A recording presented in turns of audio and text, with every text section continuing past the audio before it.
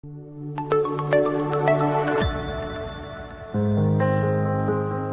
of the great dreams of every parent for their child is that the child should grow to become a Yarei Shamayim, a God-fearing Jew. Yarei Shamayim is one of the great goals of life. The question is, how does one know that one's Yarei Shamayim is authentic and holy? In other words, there are a lot of fears in the world. There are people that are afraid of the dark. There are people that have a phobia of spiders.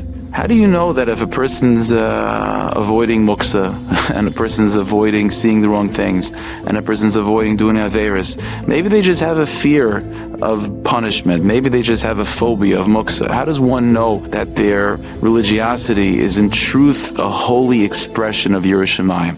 Says the Vart from the Meir Shiloach from Mordechai Yosef Ishbitzer. It's not just a Vart, the truth is it's a key to life. It says in Pasuk regarding the Miyaldes, the Jewish midwives, going back to Parashat Shmos, that they didn't listen to Paro. Paro wanted them to kill the boys. They didn't listen, obviously. And the Pasuk says, Vatirena hamiyaldes esu lekim, that the midwives feared Hashem, they had Yarei Shamayim. Vayas lehem batim, and Hashem made for them homes. Hashem made for them houses. The simple translation is, as Rashi says, that the reward for their fear of heaven, for their Yarei Shamayim, was that Hashem gave them illustrious families. They would have malchus, kingship would come from them. The priesthood would come from them. V'yaslam batim.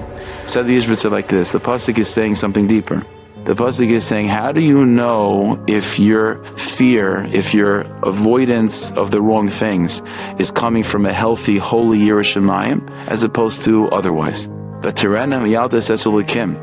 I know that the midwives truly feared Hashem and was coming from a holy, healthy place of Yarei Shamayim?